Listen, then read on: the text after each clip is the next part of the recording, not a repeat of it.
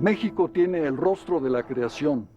Su territorio, situado entre dos mares, ha visto el paso a lo largo de más de 3000 años de numerosos pueblos, indígenas, europeos, negros y sobre todo mestizos.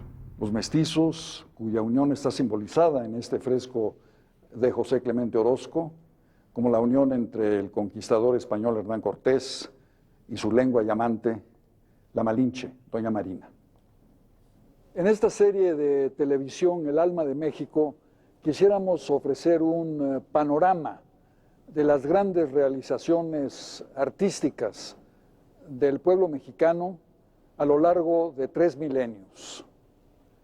Desde el punto de vista, claro, la perspectiva del momento actual, pero siempre dentro de un contexto social y político. Para ello, el programa se divide en las etapas principales de la historia de México. El mundo indígena anterior a la conquista española, el virreinato colonial, la etapa de la independencia, el evento señero del siglo XX en México, la Revolución Mexicana, y la era moderna.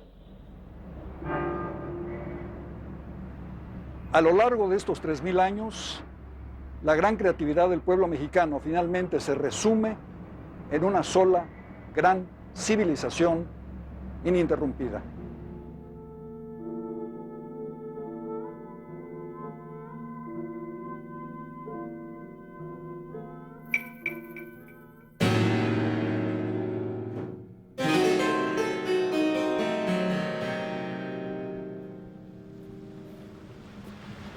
En el siglo XVIII, las clases criollas de las colonias españolas de América se sintieron cada vez más desplazadas e irritadas por las crecientes demandas de la monarquía española de que la economía de las colonias sirviese cada vez más, se le entregase cada vez más a la metrópoli. Este sentimiento de humillación y desplazamiento estalló finalmente en 1810 con las revoluciones de independencia que de una manera prácticamente simultánea se extendieron de Buenos Aires a México y de Caracas a Santiago de Chile. El periodo comprendido entre 1750 y 1821 es una época crucial que contempla la agonía del reino de la Nueva España y ve nacer el México independiente. Es un periodo lleno de paradojas y contradicciones. Por un lado se vive el ocaso de una era y por otro se produce un auge cultural sin precedente. Alentado por la Ilustración, movimiento intelectual que sacude a todo el mundo culto de la época. Las ciudades de la Nueva España son las más grandes y prósperas del continente americano, particularmente la Ciudad de México. Sus instituciones científicas y educativas, el arte, la música, el periodismo literario y científico, compiten en calidad con los avances logrados en otras ciudades del mundo. Es necesario volver la mirada a aquella Nueva España postrera y observar cómo era, cómo se sentía, cómo vivía, se alegraba y entristecía esa sociedad, regida por las dos manecillas que marcaban su quehacer cotidiano, la iglesia y la monarquía, el altar y el trono.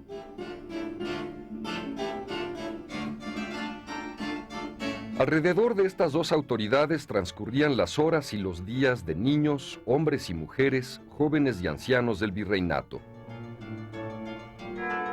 Al toque alegre y fúnebre de las campanas, al son de los tambores y chirimías, entre el incienso y el perfume de las flores, las hierbas de olor, los acordes del órgano y los cantos de la muchedumbre, se celebraban las fiestas religiosas, en donde toda la población, por más humilde que fuese su origen, tenía un papel y un lugar.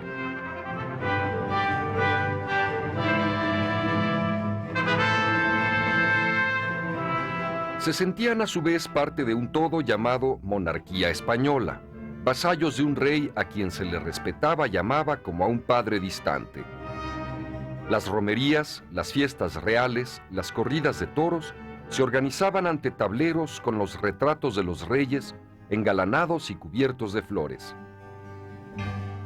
Estas dos autoridades unificaban, quizá tenuemente, a un vasto territorio que abarcaba desde las planicies y montañas de la Alta California, Nuevo México y Texas en el norte, hasta los linderos con la Capitanía General de Guatemala en el sur.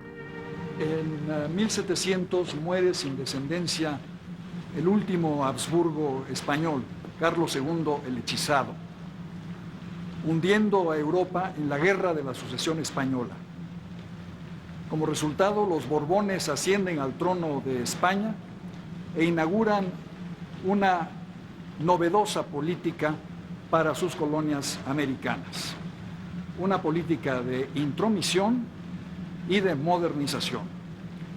Los Habsburgo, los Austrias, habían gobernado a la América española de una manera lejana, paternalista, en tanto que los Borbones decidieron estar presentes en todos los aspectos de la vida colonial, sobre todo en uno, exigir más y más que la riqueza de las colonias beneficiase a la metrópoli.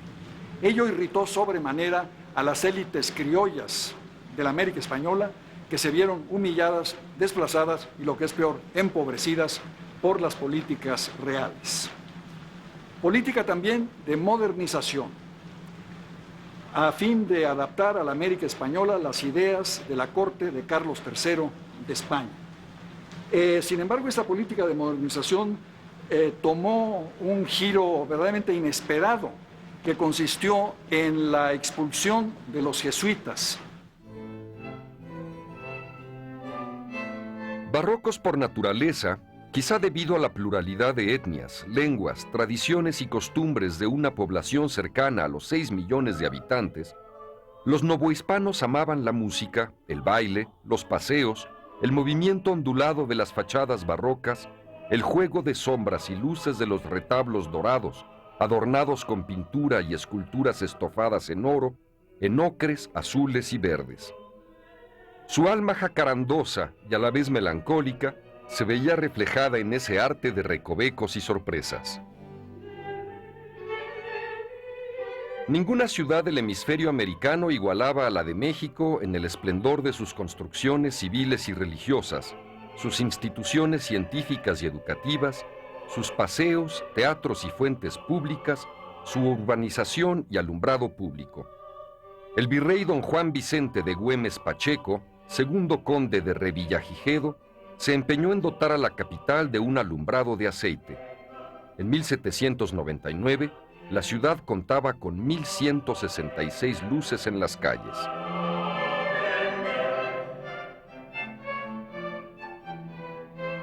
La Ciudad de México bullía con 160,000 habitantes, más de los que tenía Madrid, como bien sabían y se ufanaban los novohispanos.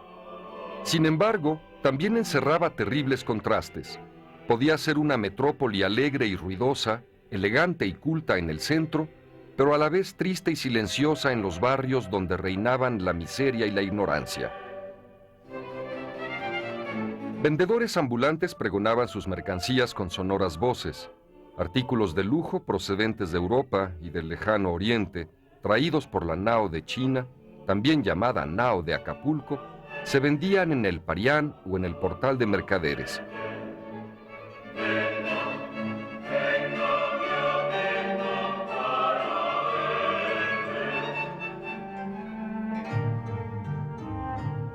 El novohispano estaba cada vez más consciente de los avances logrados en su tierra natal, de la magnificencia de sus templos y palacios, de la riqueza de sus tradiciones y costumbres ancestrales, del resultado de siglos de adaptación y lucha que había creado una cultura propia, única, admirada por propios y extraños.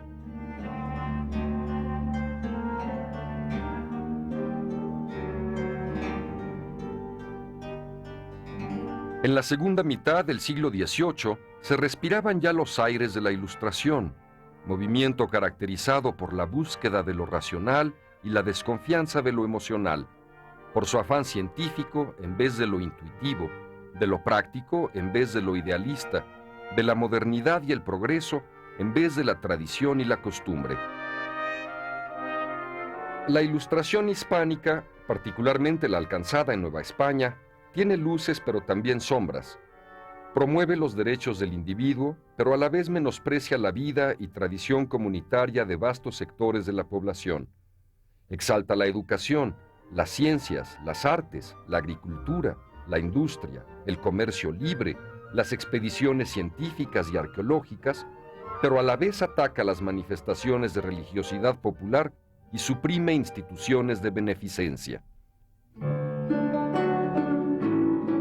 En Nueva España la Ilustración animó y revitalizó la cultura y se lograron avances importantes en química, geología, metalurgia, botánica, medicina, geografía y estadística, pero también significó, en parte, una ruptura con el modo de ser novohispano. En las mentes novohispanas surge una revolución provocada por reformas adoptadas sin el consenso de los gobernados. Se afianza aún más el criollismo, sentimiento de adhesión y orgullo por la tierra novohispana, por la patria que ha nutrido y criado al americano. Este sentimiento conlleva un rechazo al europeo, al originario de la península ibérica, que demuestra más apego a su terruño que a la Nueva España. Este sentir de patria contrasta con la política de la dinastía francesa de los Borbones, que asumen el poder en España al inicio del siglo XVIII con una nueva actitud. La Nueva España será vista y gobernada en adelante no como un reino integrante de la monarquía española, sino como una simple colonia. El agravio al reino novohispano es profundo y resulta en anhelos de autonomía que poco a poco se transformarán en un movimiento emancipador. La expulsión de los jesuitas resultó un verdadero boomerang para la monarquía española. Los jesuitas expulsados comenzaron a escribir las historias nacionales de los países latinoamericanos, hispanoamericanos, la historia de México, de Clavijero, la historia de Chile, de Molina, y las invectivas contra la monarquía española lanzadas desde Londres por el jesuita peruano Vizcardo. Por su parte, la Ilustración europea había propagado ideas negativas y falsas sobre el continente americano y sus habitantes. Heridos en su amor patrio, los jesuitas novohispanos expulsados por orden de Carlos III se dedicaron a exaltar los valores e identidad americanos. Francisco Javier Clavijero, nacido en Veracruz y muerto en el exilio en 1787, escribió su Historia Antigua de México, en español y en italiano, para refutar las descripciones negativas de Cornelio de Pau, ex clérigo holandés, que atribuía al clima la decadencia y debilidad de los americanos, y contra Louis Leclerc Buffon, quien en su Historia Natural calificaba a América como un continente geológicamente más joven, donde los animales y la flora eran de menor vigor y estatura que los europeos.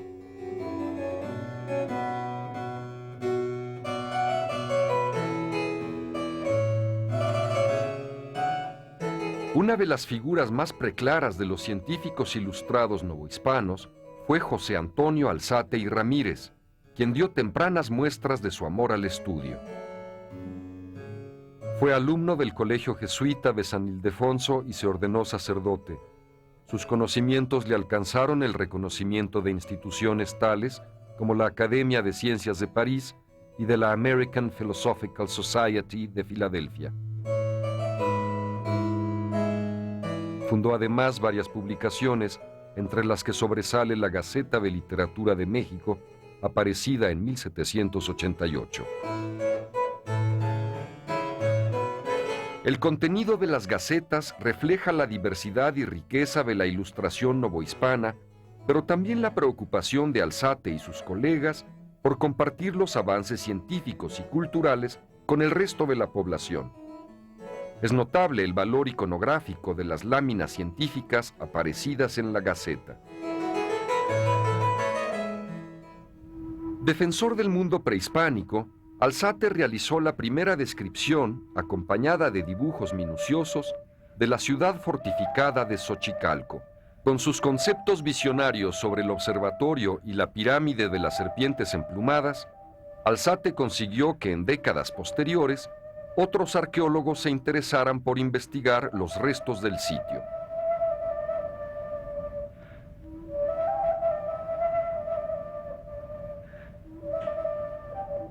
En agosto de 1790, ya con Carlos IV en el trono, mientras se realizaban excavaciones para la reparación de las acequias, don Antonio de León y Gama encontró en el centro de la Ciudad de México la monumental escultura de la Coatlicue.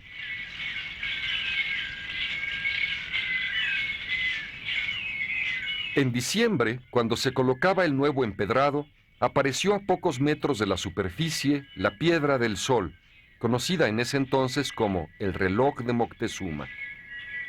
El monolito labrado tiene en el centro la representación del rostro de Tonatiuh, dios del sol, y en los 8 círculos concéntricos están los símbolos relacionados con las eras cosmogónicas del pueblo mexica. Los 2 monumentos indígenas pasaron a manos de la Real Pontificia Universidad. La Piedra del Sol, cuyos jeroglíficos representan el cómputo del tiempo y el culto solar, era difícil de comprender, pero como causó gran asombro, se colocó en un costado de la catedral.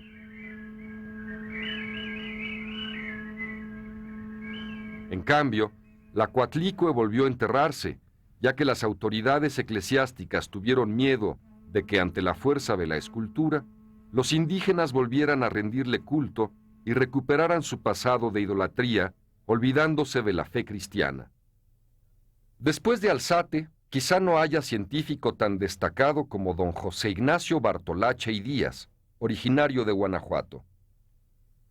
Bartolache publica el primer periódico médico ilustrado del continente americano, titulado Mercurio Volante, con noticias importantes y curiosas sobre física y medicina, como la historia, descripción y uso del termómetro y del barómetro, así como la historia del pulque y el modo de elaborarlo.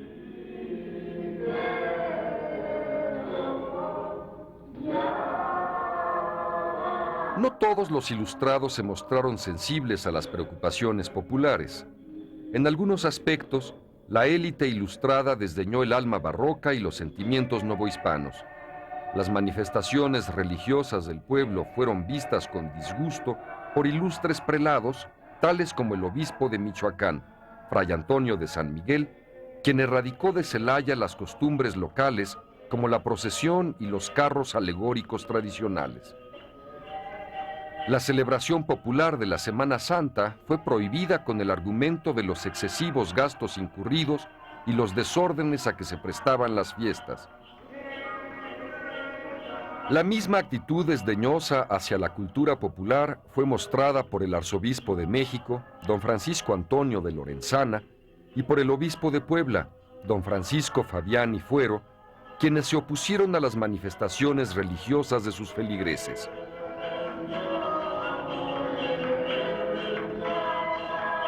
Lorenzana prohibió, bajo pena de 25 azotes, todas las representaciones de la Pasión de Cristo, el palo de los voladores y las danzas del Señor Santiago.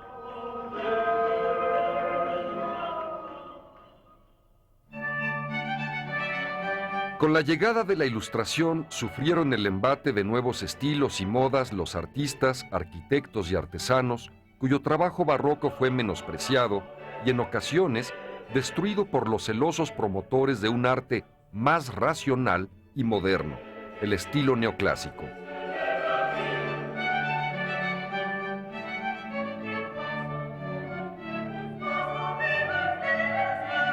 En este espíritu fueron destruidas verdaderas joyas del arte novohispano, como lo eran los retablos barrocos, donde los conocimientos y creatividad de arquitectos, pintores, carpinteros y otros especialistas mostraban los alcances logrados por los novohispanos.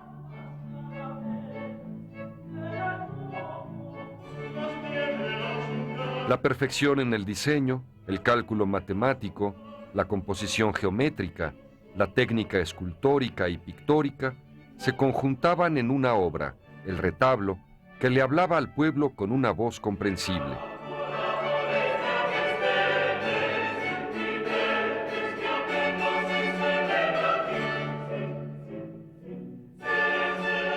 Para Justino Fernández, Francisco Guerrero y Torres y su capilla de El Pocito, en la villa de Guadalupe, fue el último canto del cisne barroco, es decir, fue síntesis ejemplar del gusto por el color, la forma y la textura.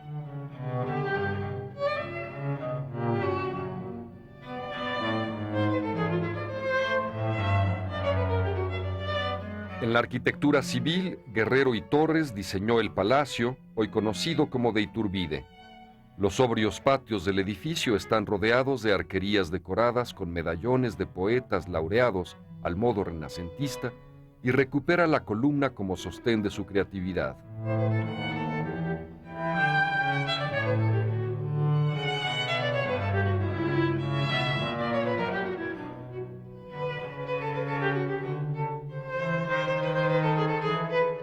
Y en la residencia de los condes de Valparaíso desborda una gran imaginación al reunir los más diversos elementos del arte novohispano, indígena y universal: almenas, balcones y gárgolas.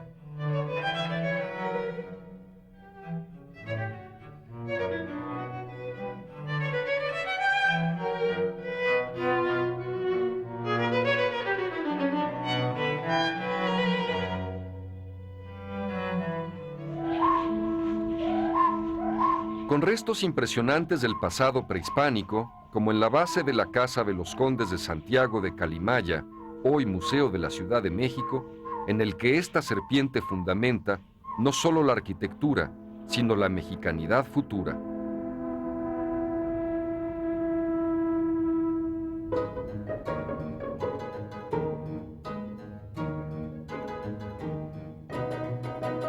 Pero el barroco sobrevivió también en esta segunda mitad del siglo en zonas alejadas de la muy culta y leal Ciudad de México. Una muestra deslumbrante de riqueza creativa la vemos en las fachadas de las misiones de la Sierra Gorda en Querétaro. En 1743, el virrey encargó a misioneros agustinos y franciscanos la pacificación de aquella agreste zona y la fundación de 5 misiones. El propósito era evangelizar a los grupos de chichimecas y pames que, según las crónicas de la época, vivían como fieras errantes. El desarrollo de las misiones se debió principalmente al franciscano Fray Junípero Serra, quien vivió en la región durante 20 años. Su estancia coincide con la época más brillante de las misiones. Fueron los indios quienes construyeron y decoraron las iglesias. Los frailes eran los arquitectos y dirigían las obras. En la agreste sierra florece la argamasa en las fachadas de las misiones, asombrosas por su riqueza ornamental. La variedad de formas y colores reproducen los emblemas y símbolos del cristianismo y hacen patente la infinita flexibilidad de la argamasa coloreada.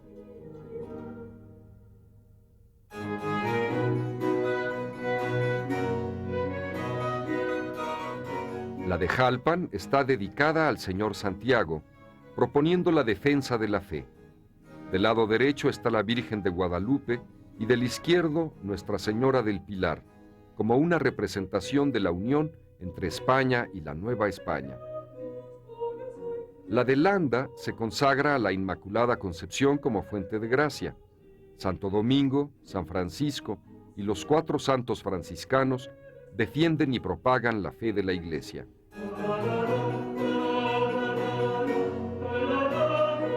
En Conca, la Trinidad está representada con 3 personas posadas sobre el globo terráqueo. También está San Miguel en su lucha contra el mal, y en el contrafuerte de la derecha es posible que se haya representado un conejo prehispánico. En la parte inferior está labrada el águila bicéfala de los Habsburgo.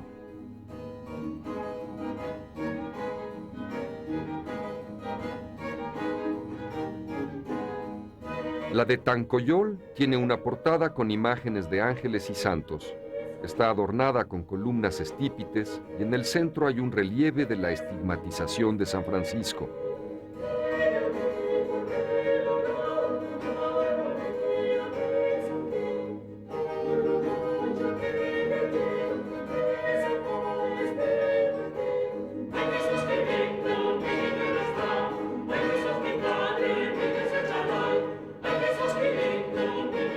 En la de Pilaco está la imagen de San Francisco enmarcada por un telón y rodeada de los ángeles músicos.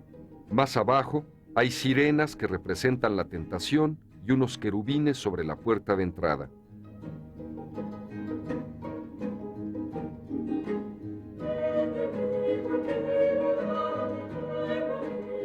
En su afán modernizador, el rey Carlos III prohibió, por decreto, los retablos de madera dorada.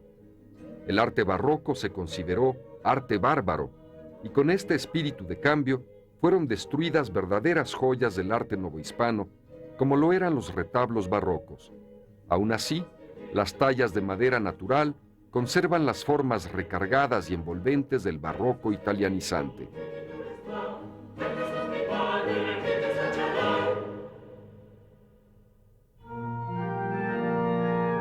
La arquitectura en las ciudades sufrió la contradicción visual de una espléndida fachada churrigueresca con un escueto interior neoclásico, como se aprecia en el sagrario de la Catedral Metropolitana. Arquitectos y artesanos sufrieron el embate de un arte más racional y moderno al que se ha llamado neoclásico. En la iglesia de Santo Domingo, de la Ciudad de México, conviven fantásticos altares barrocos y el sobrio altar neoclásico de Manuel Tolsá. En la Catedral de Valladolid, hoy Morelia, se levanta majestuoso, construido en mármol, este bello ciprés neoclásico.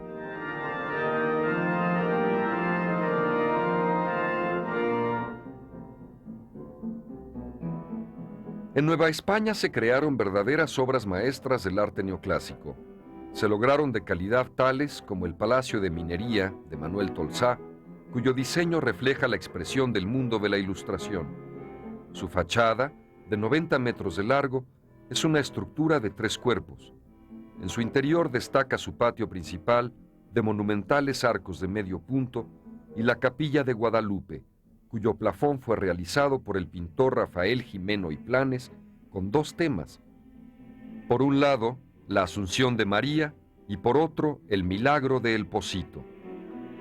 Esta última obra, inaugurada en 1813, nos presenta al pueblo novohispano según la mirada clásica del autor.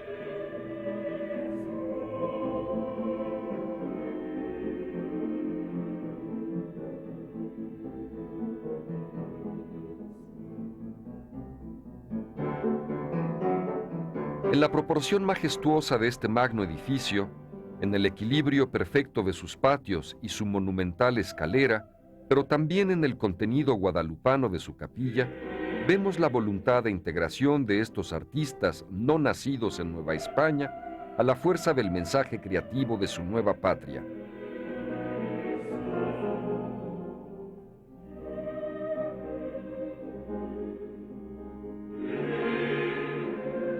En 1801 comenzó la cimentación del Hospicio Cabañas en la ciudad de Guadalajara, diseñado por Tolsá. El monumental edificio neoclásico tiene una planta rectangular, 23 patios circundados por columnas herrerianas y un elegante pórtico en la entrada principal.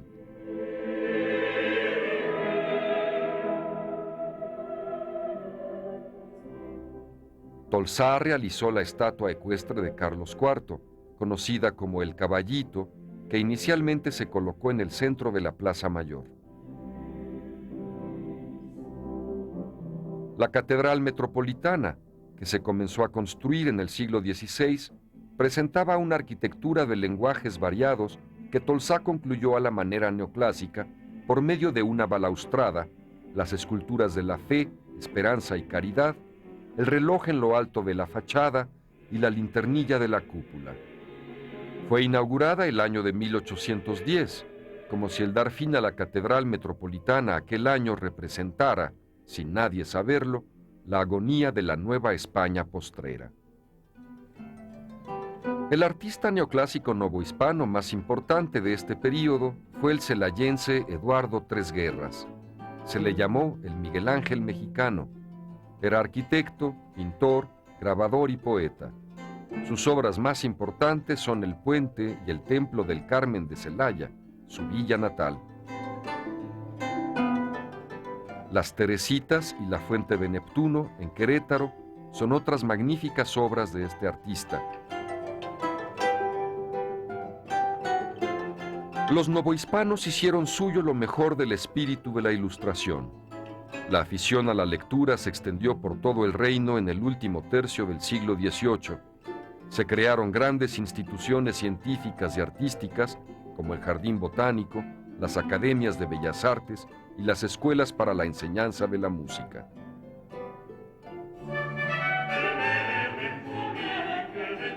Numerosos códices musicales del siglo XVIII atestiguan el uso de instrumentos como la guitarra, la cítara, el violín, el clavicémbalo y el órgano en el mundo novohispano. Era común que los aficionados a la música interpretaran sonatas, mientras que la ópera, la zarzuela y la tonadilla escénica fueron cultivadas por nuestros compositores en los teatros, salas y coliseos de la ciudad. Manuel de Sumaya es el compositor más representativo de la primera mitad del siglo, con sus villancicos para solistas. En la segunda mitad, Ignacio Jerusalén fue el representante de la transición del barroco al estilo galante. Sus arias, misas y villancicos se equiparan a los europeos de la época. Para elevar a los cirujanos al nivel de médicos, se fundó la Real Escuela de Cirugía. 14 años después, abrió sus puertas el Real Seminario de Minería. Además, se multiplicaron las expediciones científicas que aportaron valiosos datos sobre el territorio novohispano. El naturalista y geógrafo alemán Alexander von Humboldt llegó a la Nueva España en 1803. Los estudiantes del Real Seminario de Minas le ayudaron en sus investigaciones y a realizar el levantamiento de planos que hizo sobre la ciudad.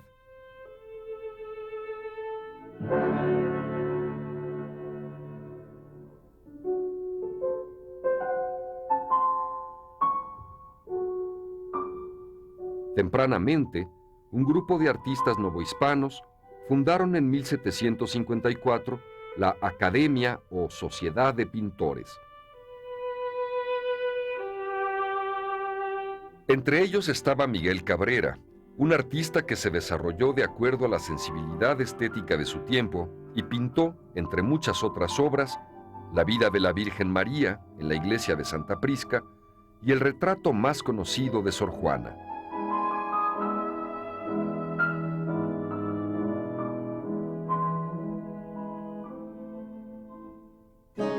A este grupo perteneció también José de Ibarra. La luz en estas pinturas, el uso de los colores, los temas y las mismas composiciones reflejan un espíritu diferente al de los siglos anteriores.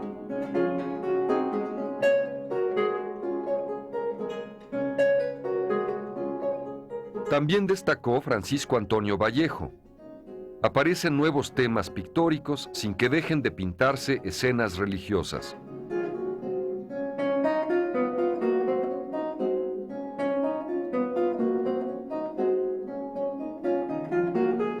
Juan Patricio Morlete elaboró una serie de óleos sobre las batallas de Alejandro Magno. Estas pinturas se basan en grabados franceses populares en Europa y reproducidos en la Nueva España, como antes se hacía con dibujos e impresos flamencos.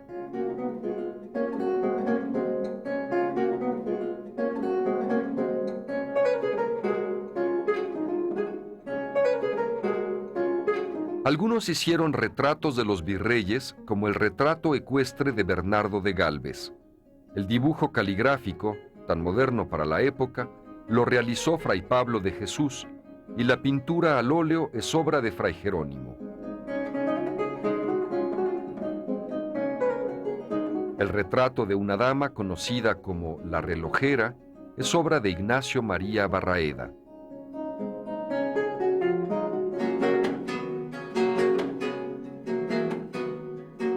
Otros volvieron la mirada hacia sí mismos para plasmar en sus lienzos la vida cotidiana de sus semejantes.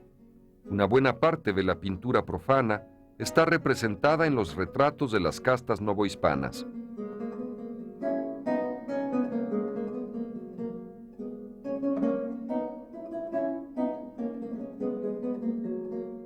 En estas obras se representan grupos de familias de distintos estratos sociales.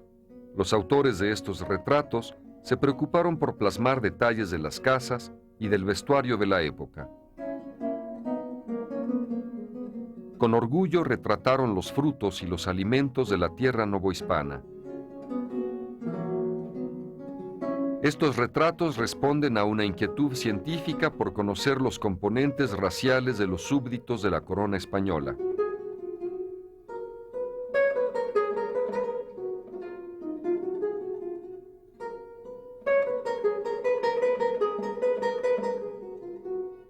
El pintor oaxaqueño Miguel Cabrera también integró escenas de las labores que realizaba la gente común.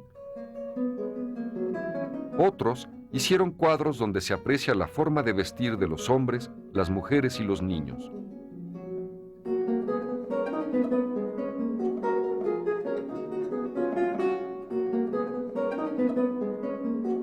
En el siglo XVIII se realizaron planos con trazos muy precisos y pinturas de la Ciudad de México para dejar constancia del desarrollo que entonces tenía la capital de la Nueva España y así tener control sobre el crecimiento de la ciudad.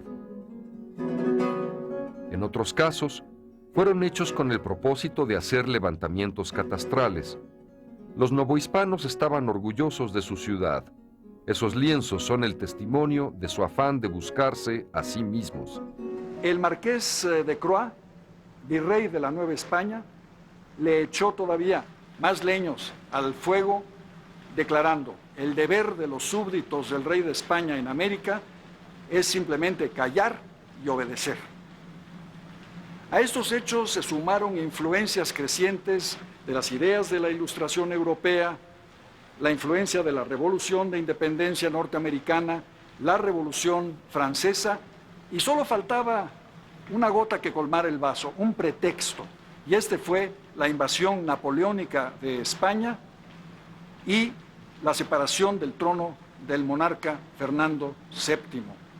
Entonces, si no había rey de España en España, ¿por qué habría rey de España en América? Sin saberlo, los Borbones provocaron con esta política el nacimiento de una nueva cultura, justamente aquella del ciudadano que no callará ni obedecerá ante decretos irracionales, que discutirá y opinará sobre todos los asuntos del gobierno. En la Nueva España postrera, las tertulias, que antes conversaban sobre teatro, literatura, ciencias y artes, ahora discutían acaloradamente los sucesos de Europa, los sistemas de gobierno, los derechos del hombre y la representación popular. La tertulia de café se fue convirtiendo en junta conspirativa, donde se difundía un ideario político-social que hacía peligrar el orden impuesto en el virreinato. Los agravios a todos los sectores sociales de la Nueva España eran evidentes. La crisis de la monarquía española de 1808 vino a ser el detonante de una rebelión profunda, y los novohispanos, a diferencia del Consejo Real Español y otras autoridades metropolitanas, se negaron rotundamente a aceptar semejante régimen intruso. La cabeza y voz del Reino de Nueva España, el ayuntamiento de la capital, propuso al virrey José de Iturrigaray la reunión de una junta de representantes de cada provincia para gobernar en nombre del rey Fernando VII. Los europeos peninsulares, comerciantes principalmente, y funcionarios acostumbrados a la nueva política borbónica, se opusieron terminantemente, pues consideraban a Nueva España como una colonia, un pueblo subordinado sin personalidad propia. Los europeos tomaron una determinación fatal. Por medios violentos aprehendieron al virrey Iturrigaray y a toda su familia y pusieron en su lugar a Pedro Garibay.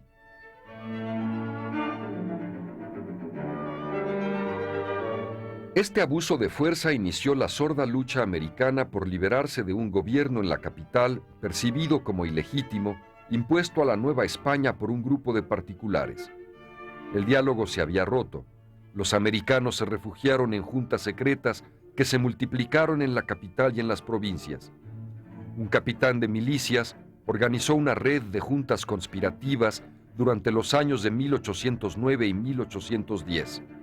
Se llamaba Ignacio de Allende y Unzaga y logró establecer grupos de apoyo en Querétaro, Celaya, Salamanca, San Luis de la Paz, Dolores, San Luis Potosí, Zacatecas y otros sitios.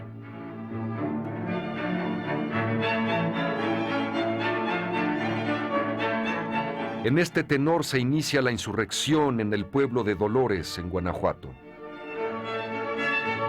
Entre las 6 y las 8 de la mañana del domingo 16 de septiembre de 1810, el cura de la parroquia, don Miguel Hidalgo y Costilla, encabeza lo que será una guerra civil que perdurará por 11 largos años.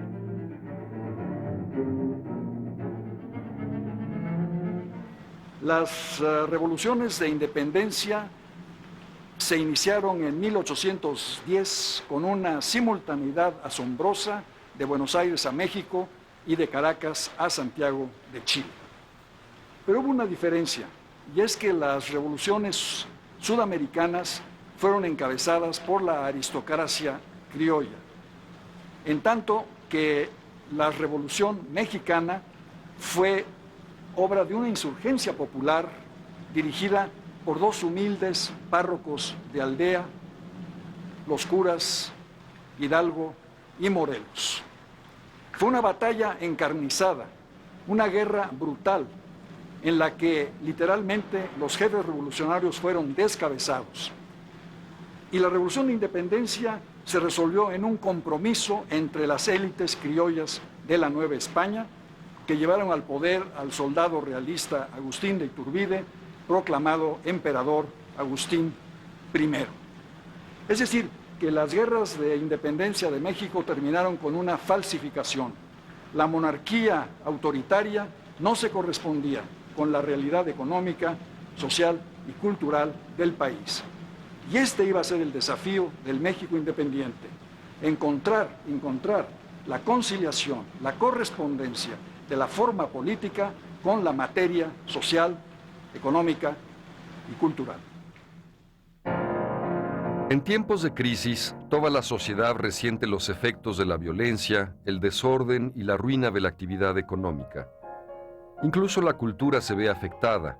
Durante la Guerra de Independencia se cerraron muchas escuelas, se clausuró la universidad, se paralizó la construcción de obras públicas y privadas. Las actividades en la Real Academia de Nobles Artes de San Carlos se vieron seriamente afectadas y el jardín botánico se marchitó. Los estudiantes del Real Colegio de Minas cambiaron sus trabajos académicos por prácticas a favor de los insurgentes o en apoyo al gobierno virreinal. Los escritores dejaron de preocuparse por la literatura y utilizaban su talento a favor o en contra de alguno de los bandos contendientes. Burlonamente, los periodistas insurgentes eran llamados los Cañones de Guajolote. Pero su lucha fue eficaz. Hombres de letras como Carlos María Bustamante, Andrés Quintana Roo, Servando Teresa de Mier y muchos otros combatieron más con la pluma que con la espada.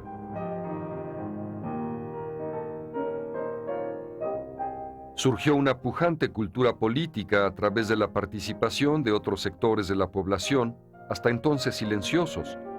El 29 de noviembre de 1810, desde Guadalajara, Miguel Hidalgo declara que siendo contra los clamores de la naturaleza el vender a los hombres, quedan abolidas las leyes de esclavitud. Deberán los amos, sean americanos o europeos, darles libertad dentro del término de 10 días, so pena de muerte. Por ese entonces, en España se iniciaba una revolución política que se extendió por toda la monarquía española. 8 días después del levantamiento de Miguel Hidalgo en Dolores, se iniciaban los trabajos de las Cortes de Cádiz. Las leyes emanadas de este cuerpo legislativo serían las más avanzadas del liberalismo europeo de la época, y en su elaboración participaron los diputados novohispanos que aportaron, junto con sus colegas españoles peninsulares, un documento crucial de la cultura política del siglo XIX, la Constitución de 1812. Tal fue su impacto en la Nueva España que a la Plaza de Armas de las ciudades de México se les cambió su antiguo nombre por el de Plaza de la Constitución. La Constitución de Cádiz confirmó el derecho de cada reino americano a su soberanía y a gobernarse por sí mismo. La crisis de la monarquía y la libertad de imprenta decretada por los liberales impulsó el periodismo novohispano. José Joaquín Fernández de Lizardi funda su primer periódico, El Pensador Mexicano. La lucha armada hace surgir otros periódicos como El Despertador Americano. En la penuria extrema, con tinta hecha de añil o de pólvora, se imprimen rudimentariamente estas publicaciones destinadas a justificar la causa emancipadora. También Fernández de Lizardi inaugura el género de la novela de costumbres en Hispanoamérica al editar su Periquillo Sarniento, creando el personaje del pícaro mestizo, crítico, mordaz y atrevido. En medio de la lucha se lograron avances en el campo democrático. Los diputados insurgentes, perseguidos, sin techo y con hambre, concluyeron un documento conocido como la Constitución de Apatzingán, que refleja una cultura política ilustrada y patriótica. El padre Mier describía así el contexto en que el proyecto de Mina se hizo posible. Este México es el que detiene a todos, el que obsta para que las demás partes de América que tienen en Londres sus ministros obtengan el reconocimiento. Todos sus votos se dirigen hacia la libertad de México, sin la cual la del resto es efímera.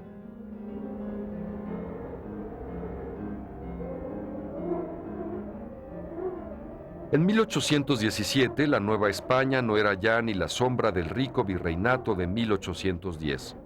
Por todas partes se apreciaba la devastación, el abandono de los campos, el desabasto de las ciudades. El virrey don Juan Ruiz y Apodaca comprendió la necesidad de pacificar al país e indultó a unos 17,000 insurgentes. El clima político continuaba inestable. Se conspiraba en los cafés, en las iglesias, en los conventos y en los hogares. Se conocían las acciones de Simón Bolívar, de José de San Martín, de Bernardo O'Higgins. Se leían las obras de un publicista francés de moda, Dominique Desprat. Este escritor veía inevitable la independencia de América Española y proponía que se preparara una separación absoluta, pero sin violencia. Sugería el establecimiento de monarquías constitucionales en América, modelo político en boga de las revoluciones liberales europeas. En este clima de opinión, nace un documento político que representaba la combinación de varias propuestas: las ideas ilustradas y reformistas del siglo XVIII, las tesis revolucionarias y liberales, las propuestas tradicionales y conservadoras. Un documento conciliador que intentaba recoger las aspiraciones novohispanas manifestadas desde 1808 y a lo largo de la Guerra Civil de casi 11 años. Su autor fue Agustín de Iturbide, oficial de milicias en el ejército realista, originario de Valladolid, Michoacán, y pariente de don Miguel Hidalgo y Costilla. No es coincidencia encontrar entre simpatizadores del Plan de Iguala a criollos autonomistas, a conspiradores de Querétaro, a insurgentes o a los sobrevivientes de la expedición de Mina y a exrealistas. El Plan de Iguala, conocido también como Plan de las Tres Garantías, defendía la unión, la religión y la independencia, tres valores anhelados por los novohispanos. Para simbolizar las tres garantías, se creó una bandera tricolor, El color verde significaba la independencia, el blanco la religión y el rojo la unión. Desde aquel día, la patria mexicana se representa por esta enseña tricolor. La mañana del jueves 27 de septiembre de 1821, la Ciudad de México presenció la entrada triunfal del ejército trigarante. La población se desbordó en manifestaciones de júbilo y reinó la alegría. Iturbide dirigió al pueblo estas palabras: Mexicanos, ya estáis en el caso de saludar a la patria independiente. Ya sabéis el modo de ser libres. A vosotros os toca señalar el de ser felices.